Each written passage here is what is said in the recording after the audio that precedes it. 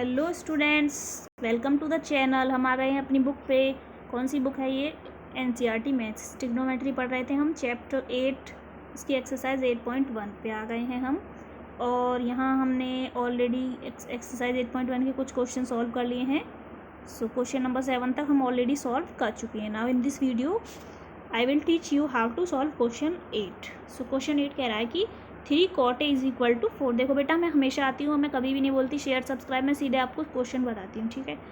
तो मैं आपका टाइम भी वेस्ट नहीं करती, तो प्लीज़ ध्यान से लाइक शेयर कर लिया करो, ठीक है? और सब्सक्राइब कर दिया करो। और वीडियो अच्छी लगा करे तो एक लाइक करने में क्या जा रहा है आपका, फ्री में मैं आपको वीडियो बना रही हूँ, मेहनत कर रही हूँ, ठीक है? सो समझ सकते हैं आप स्टूडेंट्स। चलिए देखिए, ये कह रहा है 3 cot A is equal to 4, हमें दिया हुआ है, ठीक है? इसकी वैल्यू निकालने के बाद हम यहाँ से cot A की वैल्यू तो निकाल लेंगे। उसके बाद हमें बताना है 1 minus tan square A upon 1 plus tan square is equal to cos square A minus sine square है।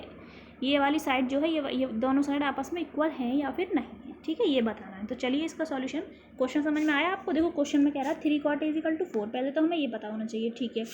इससे हम वैल्यूज़ निकाल लेंगे। उसके बाद ये कह रहा है 1 minus tan square A upon 1 plus tan square A और is equal to cos square A minus sine square. मतलब इसकी जो वैल्यू आएगी 1 माइनस टेन स्क्वायर ए और अपॉन 1 प्लस टेन स्क्वायर ए की जो वैल्यू आएगी, क्या वही value cos square A minus sine square ए की होगी?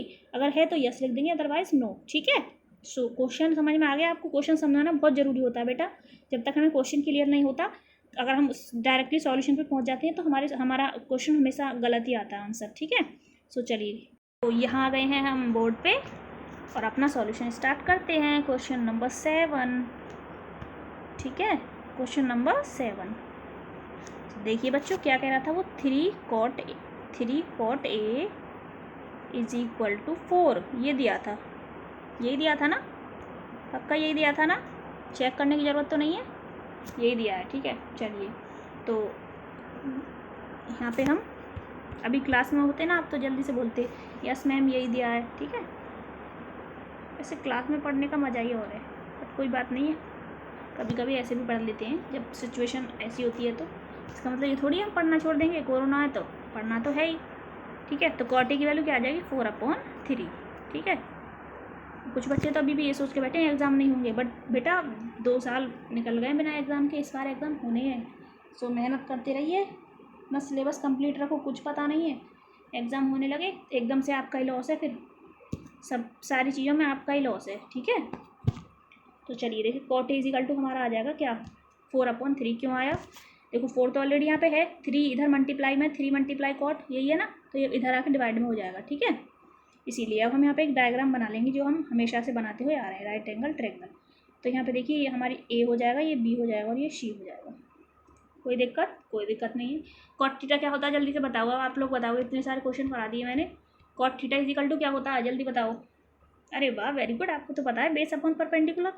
एक स्टूडेंट ने बोला अभी, देखो कितने सारे हैंड्सअप हो गए, कितने सारे बच्चों ने हैंड्सअप कर लिया। वेरी गुड, आप तो इंटेलिजेंट हो गए। देखो, तो हम यहाँ पे लिखेंगे बेस और अपॉन परपेंडिकुलर। क्या लिखेंगे? बेस अपॉन परपेंडिकुलर, ठीक है? बेस कितना है इसमें? 4 और परपेंडिकुलर 3। अब हमें ये वाली वैल्यू निकालनी है, हाइपोटेनस की वैल्यू। वैसे अगर हम ट्रिपलेट से देखें ना, हमें एक ट्रिपलेट होती है 3 4 5, ये हमें याद होती है वैसे तो। चलो ये तो बड़ी उसमें आएगी, बड़ी क्लास में याद करनी पड़ेगी, कोई बात नहीं, मैं ऐसे ही निकाल देती हूँ। सबसे पहले क्या करेंगे? देखो, परपेंडिकुलर का स्क्वायर, परपेंडिकुलर कितना है? 3 का स्क्वायर प्लस बेस कितना है? 4, ठीक है? 4 का स्क्वायर और इज इक्वल टू हाइपोटेनियस का स्क्वायर। अब तो निकालना आ गया हुआ, इतने सारे क्वेश्चन कर दिए, ये एच है तो हाइपोटेनियस का स्क्वायर, ठीक है? इतने सारे क्वेश्चन आपने सॉल्व कर लिए तो आने चाहिए आप कैसे निकालते हैं। 3 का स्क्वायर कितना होता है बताइए? 9। देखो एक बच्चा कह रहा है 12। अरे बेटा, 4 का स्क्वायर 16। वैसे मैं मजाक कर रही थी, कोई सबको पता होता है 3 का स्क्वायर 9, ठीक है? तो एच हमारा क्या आ जाएगा यहाँ पे? एच का स्क्वायर 25 आ जाएगा, ठीक है? तो एच की वैल्यू, जब एच स्क्वायर 25 है तो एच की वैल्यू क्या आएगी? बोलो बेटा, बताइए आप लोग कितनी आएगी? अरे वाह, वेरी गुड, 5 आएगी।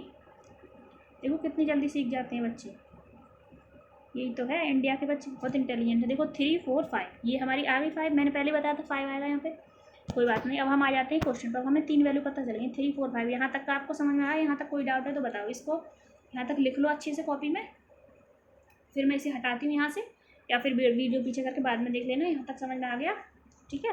उतारना हो तो दोबारा से देख लेना, वीडियो को कॉपी में लिख लेना, ठीक है? एक कॉपी बना लो और उसमें ट्रिग्नोमेट्री का चैप्टर डाल के करना स्टार्ट कर दो ये क्वेश्चंस, ठीक है। सिलेबस कंप्लीट कर लो अपना यहीं से। चलो तो अब मैं देखती हूँ ये क्वेश्चन में क्या क्या रहा है। चलते हैं हम अपने क्वेश्चन पे। यहाँ आ गए हैं हम, यहाँ हम अपने क्वेश्चन पर आ गए हैं और क्वेश्चन हमसे कह रहा था ये रहा 1 - tan square A upon 1 + tan square, मतलब इसकी वैल्यू निकालनी है हमें पहले 1 - tan square A upon 1 + tan square ए, ठीक है। सो चलिए हम यहाँ पे वैल्यू निकालते हैं। पहले हमें लिख लेते हैं हमसे क्या पूछ रहा है 1 - tan स्क्वायर ए, एक second, 1 - tan square A upon 1 + tan square ए, ठीक है। इसकी वैल्यू पूछ रहा है हमसे, कोई बात नहीं, हम वैल्यू रख देंगे इसमें सिंपल, ठीक है। जब हम इसमें वैल्यू रखेंगे तो हमारा इधर आएगा, मैं थोड़ा सा कलर चेंज कर लेती हूँ ताकि आपको और क्लियरली दिखे। देखो 1 - tan थीटा क्या होता है, कॉट का उल्टा होता है, तो कॉट थीटा की वैल्यू तो यहाँ दे रखी है ऑलरेडी 4/3। तो tan थीटा क्या हो जाएगा, जस्ट इसका उल्टा 3/4। वैसे भी हम देखें तो देखो परपेंडिकुलर अपॉन बेस मतलब 3/4, लेकिन इसका स्क्वायर भी तो है, सॉरी स्क्रीन पे पहुँच गया, ठीक है। सो tan थीटा की वैल्यू क्या है 3/4, मतलब 3 का स्क्वायर अपॉन 4 का स्क्वायर, मतलब, ठीक है। तो क्या आ जाएगा यहाँ पे बताइए, जब 3/4 का स्क्वायर करेंगे, जब हमें पता है कि देखो tan थीटा की वैल्यू 3/4 है और इसका भी स्क्वायर है, तो 9/16 आएगा ना, आएगा या नहीं। और इधर क्या आएगा 1 + 9/16, यही तो आएगा बेटा। अब देखो 1 - अब देखो इधर हमने इसके नीचे 1 मान लिया, यहाँ पे भी 1 मान लिया, तो 16। जब हम यहाँ पे इसका एलसीएम लेंगे, अभी मैं इसको आगे ही कराऊंगी, ठीक है, यहाँ थोड़ा ज़्यादा वो हो जाएगा। तो चलिए अगले चलते हैं, ठीक है। तो हमें यहाँ पे दिया है 1 - 9/16, आप वीडियो पीछे करके देख लेना दोबारा से। 1 - 9/16 + 1 + 9/16, ठीक है, वहाँ तक तो क्लियर था। इसके नीचे हमारा कुछ भी नहीं है, 1 मान लो, यहाँ पे भी 1 मान लो, ठीक है, कोई बात नहीं। अब आ जाते हैं यहाँ पे, तो यहाँ पे आ जाएगा 16, एलसीएम कितना आ गया 16, तो 16 × 16 -9, समझ में आ रहा है ना। देखो 1 का जब हम इसमें डिवाइड करेंगे 16 टाइम जाएगा, 16 × 16 आएगा, और 16 × 16 1 9 × 9, ऐसे यहाँ पे 16 + 9 सेम अपॉन 16, ठीक है।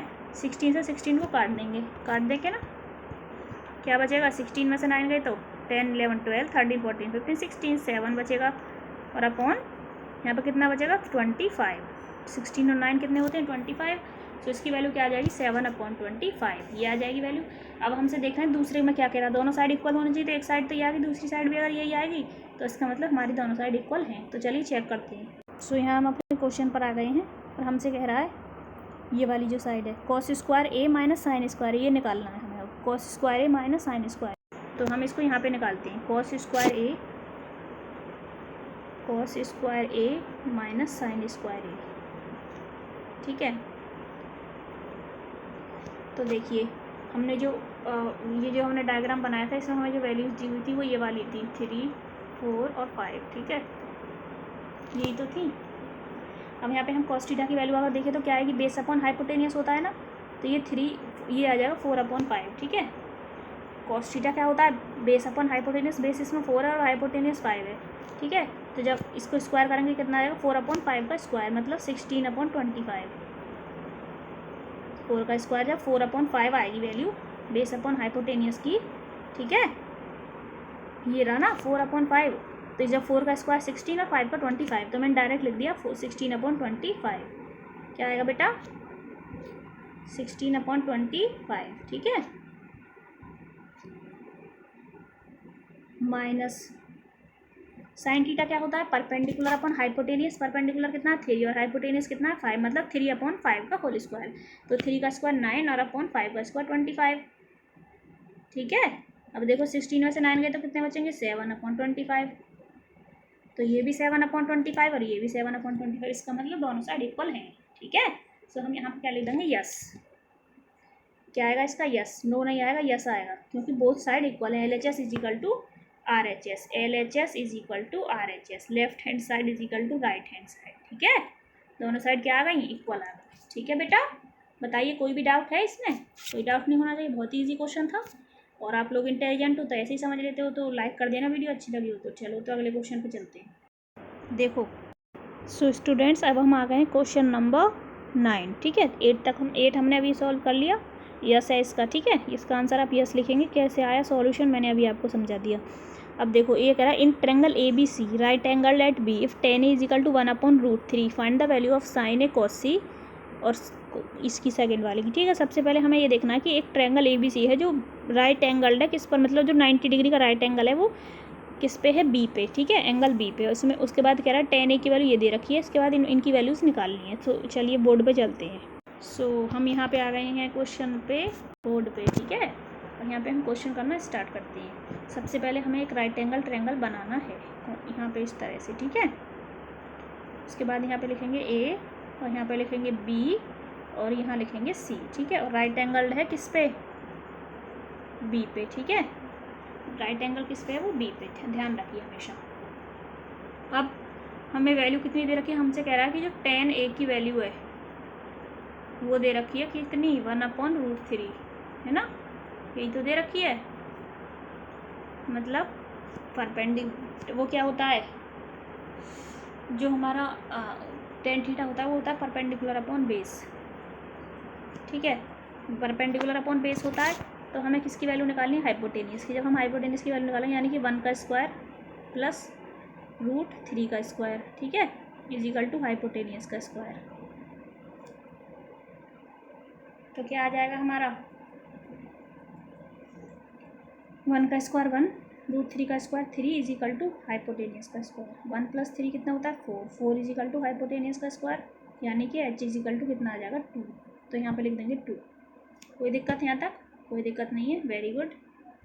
थोड़ा सा हम स्पेस बनाने के लिए इसको यहाँ से हटा देते हैं। कैसे आया ये समझ में आपको आ गया, ठीक।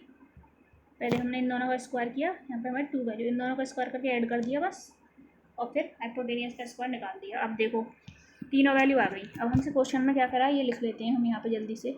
हमसे कह रहा है साइन, क्या कह रहा है, ये रहा sign A cos C, sign A cos C plus cos A sign सी, ठीक है। इसकी वैल्यू निकालनी है हमें, sign A cos C plus cos A sign सी। क्या निकालना है, sign A cos C plus cos A sign C, cos A sign सी, ठीक है।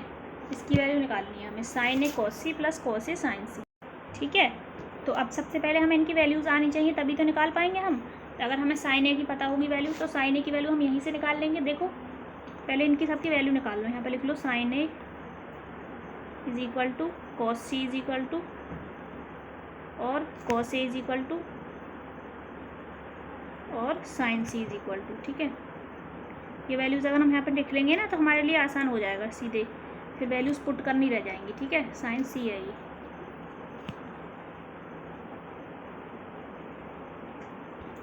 साइन सी, ठीक है। तो सबसे पहले हमें साइन ए की निकालनी है, ये रहा, ठीक है, साइन ए ये रहा। तो साइन ए की निकालने के लिए अब इसको ए मानो, ये वाला एंगल है ना ये, तो हम हमेशा ध्यान रखो इसके सामने वाला ये परपेंडिकुलर होगा, यही तो है परपेंडिकुलर, और ये क्या है, बेस, और ये क्या है, हाइपोटेनियस। तो हमारा साइन थीटा क्या होता है, परपेंडिकुलर अपन हाइपोटेनियस। तो इसका मतलब इसके सामने परपेंडिकुलर कौन सा है, इसके सामने परपेंडिकुलर ये है ना। तो यहाँ पे क्या आ जाएगा फिर, जब एंगल ए निकाल रहे हैं इसके सामने वाला परपेंडिकुलर, तो √3, ठीक है, √3 अपॉन हाइपोटेनियस तो 2 ही रहेगा, 2 है, ठीक है। अब निकालो कॉस सी की वैल्यू, कॉस सी मतलब सी की बात कर रहे हैं, ये वाला एंगल की बात कर रहे हैं हम। कॉस सी के सामने वाला ये परपेंडिकुलर है, ये बेस है और ये हाइपोटेनियस है, ठीक है ना। तो अब हमें चाहिए कॉस, कॉस क्या होता है, बेस अपॉन हाइपोटेनियस। तो इसके सामने वाला ये तो हो गया परपेंडिकुलर, बचा कौन सा, ये हो गया बेस, √3, ठीक है। तो √3/2, देखो दोबारा से, कोई बात नहीं, एक बार और देख लो। अगर हम साइन ए निकाल रहे हैं, एंगल ए ये है, इसके सामने वाला जो परपेंडिकुलर है वो ये है √3, ठीक है। तो हमें साइन में तो परपेंडिकुलर अपॉन हाइपोटेनियस चाहिए, तो √3/2 तो यहाँ से आ गया। लेकिन हमें कॉस सी निकालना है दूसरे में, कॉस सी में इसके सामने वाला ये परपेंडिकुलर है 1, लेकिन √3 बेस है और cos theta base upon hypotenuse होता है, तो ये तो हो जाएगा बेस और ये हो जाएगा हाइपोटेनियस, ठीक है। हाइपोटेनियस तो दोनों में सेम है। तो साइन ए कॉस सी की वैल्यू यहाँ से आ गई। अब कॉस ए की निकालो ऐसे ही। तो हमें पता है इसके सामने वाला ये परपेंडिकुलर है √3 और 1 क्या है, बेस है ना। तो बेस अपॉन हाइपोटेनियस मतलब 1/2। और साइन सी की निकालेंगे हम, तो परपेंडिकुलर अपॉन हाइपोटेनियस होगा साइन थीटा, ठीक है। तो इसके सामने वाला कौन सा है, ये 1, तो ये हो जाएगा, ये भी क्या हो जाएगा, 1/2, ठीक है ना। ये भी 1/2 हो जाएगा। समझ में आया आपको। अब देखो साइन ए की वैल्यू यहाँ से उठा के यहाँ रख दो, बस सिंपल। साइन ए की वैल्यू कितनी है, ये है √3/2, तो यहाँ पर लिख देंगे √3/2 मल्टीप्लाई कॉस सी की वैल्यू कितनी है √3/2, ठीक है, तो यहाँ पे भी √3/2 प्लस कॉस ए की वैल्यू कितनी है 1/2। अब आसान हो रहा है ना, वैल्यूज़ पहले ही लिख लेते हैं। मल्टीप्लाई साइन सी की वैल्यू कितनी है 1/2, ठीक है।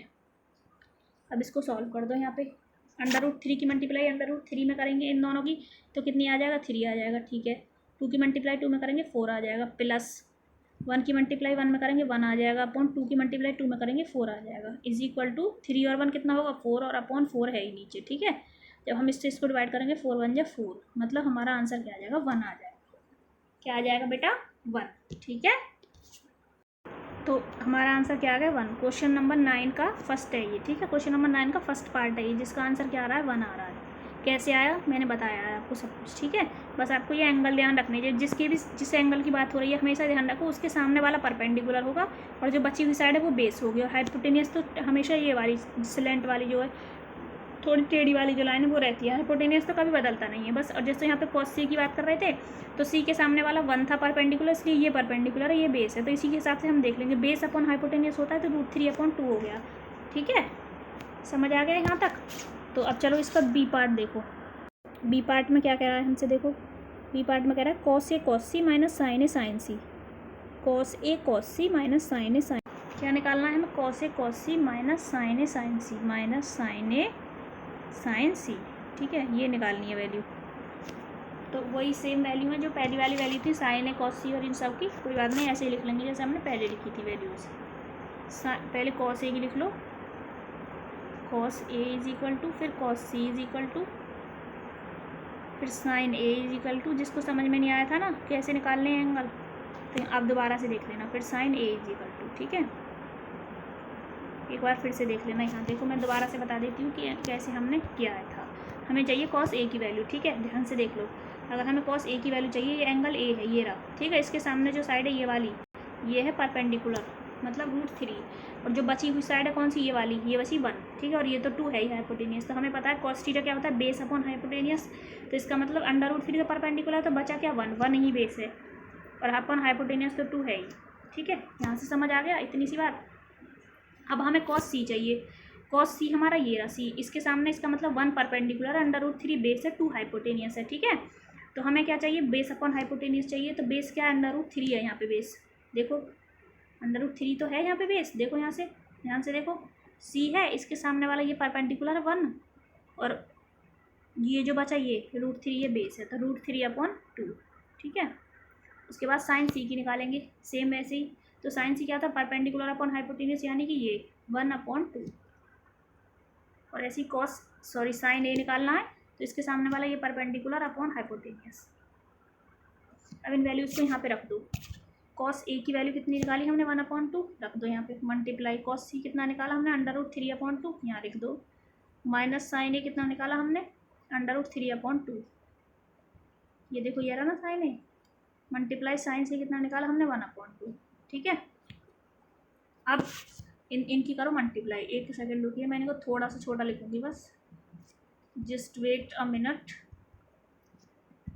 कॉस ए की वैल्यू निकाली हमने 1/2, मल्टीप्लाई कॉस सी की वैल्यू निकाली हमने √3/2, माइनस साइन ए की वैल्यू निकाली हमने √3/2, मल्टीप्लाई साइन सी की वैल्यू निकाली हमने 1/2, ठीक है। अब आ जाते हैं हम इसके सॉल्यूशन पे। हमें पता है कि जब हम 1 की मल्टीप्लाई √3 में करेंगे तो क्या आएगा, √3 आएगा, सीधी सी बात है।